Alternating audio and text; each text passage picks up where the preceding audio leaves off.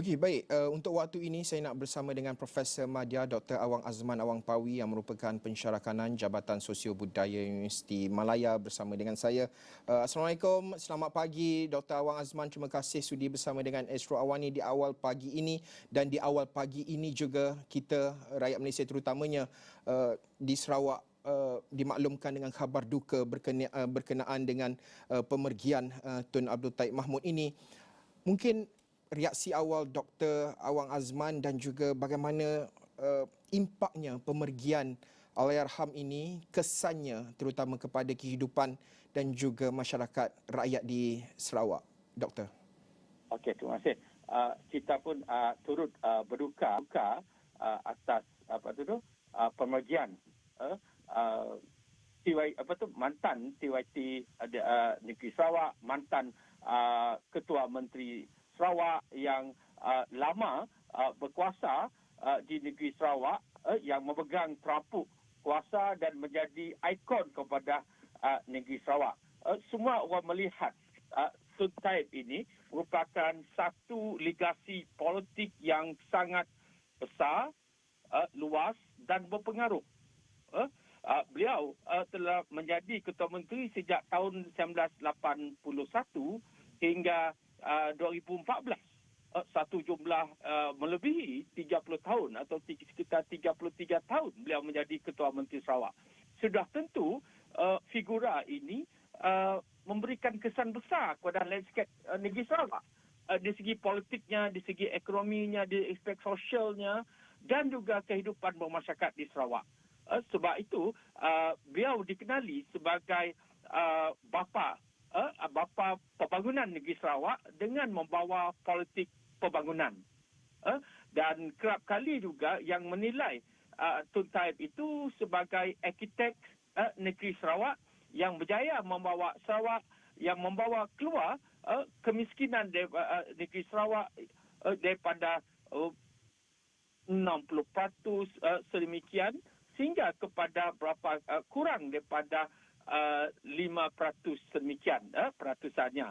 Jadi ini merupakan satu sumbangan beliau dalam konteks pembasmian kemiskinan, walaupun kita tahu banyak juga kritikan terhadap pentadbiran Tun Taib. Tapi untuk kita bergerak ke depan, saya kira semua orang tidak dapat menafikan sumbangan beliau dalam ekonomi Sarawak, dalam politik Sarawak, dan beliau merupakan antara yang terawal yang membentuk Kabinet Negeri Sarawak di ambang pembentukan Malaysia. Beliau antara ahli kabinet muda yang awal pada tahun 1963 apabila pada 22 Julai apabila Kabinet Sarawak ditubuhkan. Maknanya pelibatan beliau dalam politik sejak tahun 1964 sehingga berakhir 2014 dan menjadi TYT Sarawak. Perjalanan politik beliau terlalu panjang. Beliau lah hidup ataupun di era pemerintahan Perdana Menteri yang pertama Tengku Abdul Rahman, diikuti dengan Tun Razak, diikuti dengan pelbagai Perdana Menteri, termasuklah Tun Dr. Mahathir, Pak Lah dan juga Najib dan juga Tun Mahathir sekali lagi, dan kita lihat betapa panjangnya perjalanan politik beliau. Jadi ruang pembangunan yang dapat kita lihat dan contoh bagaimana beliau mentransformasikan Kota Serembahan itu menjadi kota ilmu yang pernah diwakili beliau sebagai ahli parlimen. Kita tahu dan kita lihat Kota Serembahan merupakan kota ilmu. Unimas, terdapat Unimas, terdapat Institut Perguruan, Tun Razak, terdapat UiTM, pusat latihan dan beberapa agensi kerajaan berada di sana dan mampu memberikan limpahan pembangunan kepada penduduk setempat. Begitu juga Mukah yang dibangunkan sehingga Mukah tidak lagi seperti 20 ataupun 30 tahun yang dulu. Jauh berubah di Mukah, di Kota Serembahan dan juga negeri Sarawak. Beliau juga meninggalkan tapak-tapak politik, asas-asas politik yang stabil untuk diambil alih oleh pengganti beliau seperti Pehin Adnan Satem dan juga Premier Tan Sri Abang Johari. Jadi asas kestabilan politik yang beliau tinggalkan itu berjaya memberikan ruang dan leluan kepada Premier Sarawak sekarang untuk memastikan Sarawak terus ke hadapan. Jadi asas ini sangat penting dibina lebih 30 tahun. Politik yang stabil kita lihat dikala politik di Semenanjung berada dalam tahap perpecahan yang agak kritikal, tapi di Sarawak disebabkan asas politik, kestabilan politik yang di bawah disiplin politik terhadap parti politik dan pemimpin politik di Sarawak menjadikan kestabilan politik di Sarawak saya kira amat dirindui, disegani dan dihormati oleh bukan saja pemimpin politik di Sarawak tetapi juga pemimpin politik daripada Semenanjung. Sudah pasti legasi yang ditinggalkan oleh Tun Taib ni sangat besar dan saya kira tiba masanya untuk melihat satu bentuk kajian yang menyuruh kepada legasi kepimpinan Tun Abdul Taib ini. Saya kira misalnya UNIMAS boleh melihat perkara ini secara serius untuk memastikan kepimpinan beliau dinilai secara lebih adil, secara lebih menyuruh, dinilai secara akademik selain menilai kepimpinan Ketua Menteri Sarawak yang terdahulu. Jadi ini wajar untuk melihat sumbangan beliau sangat besar dan beliau tanpa Tun Taib saya kira pembangunan yang dicapai oleh Sarawak pada ketika ini sukar dicapai pada masa sekarang. Sebab di segi kepimpinan politik beliau dilihat seorang yang dominan, dilihat sebagai yang begitu serius memastikan perpaduan negeri Sarawak, memastikan kestabilan politik Sarawak, memastikan perancangan ekonomi negeri Sarawak. Ini kita dapat lihat apabila beliau meninggalkan jawatan Ketua Menteri Sarawak, kita lihat reserve negeri Sarawak itu berpuluh bilion ditinggalkan.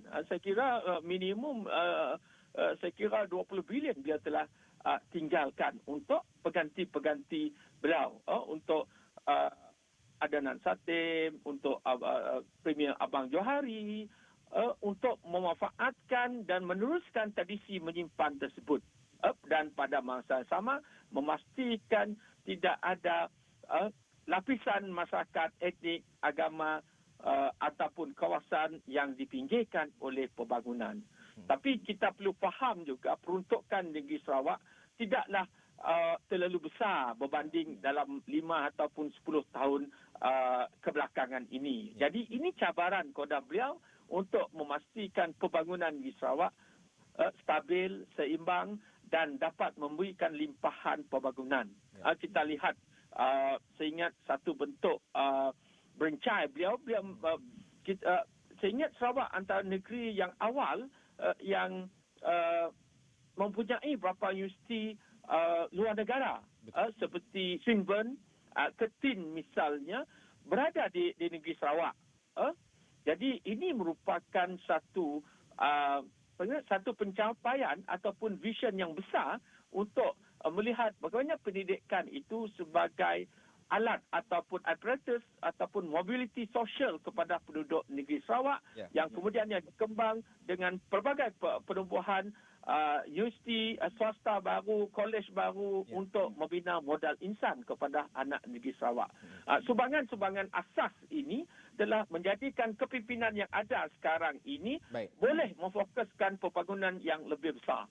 Apa mesej dan juga tanggapan doktor terutama kepada golongan muda dalam memperingati dan juga meneruskan legasi yang ditinggalkan oleh Allahyarham ini, doktor? Legasi kepimpinan Tun Abdul Taib Mahmud ini begitu besar, begitu panjang sekali. Saya kira anak-anak muda generasi sekarang ini perlu banyak belajar mengenai sejarah politik, mengenai biografi Tun Taib, bagaimana beliau daripada kehidupan desanya, mengubah diri beliau, mengubah masyarakat, mengubah negeri Sarawak menjadi Sarawak yang ada pada masa kini.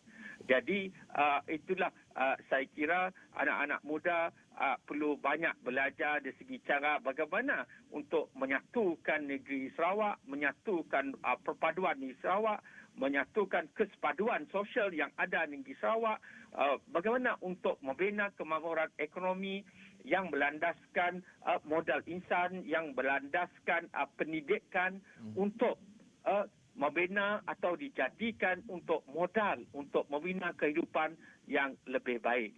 Jadi susah payah, cabaran dan pelbagai pengalaman yang dialami, yang diterokai Tun Taib itu saya kira sesuatu pengalaman yang perlu diketahui oleh semua lapisan anak muda juga orang dewasa, bagaimana kegigihan, ketegasan dan pendirian beliau begitu tegas dalam politik negeri Sarawak menjadikan Sarawak sekarang ini menjadi lebih stabil, ekonominya lebih mampan yang disediakan tapak-tapaknya oleh Tun Abdul Taib Mahmud.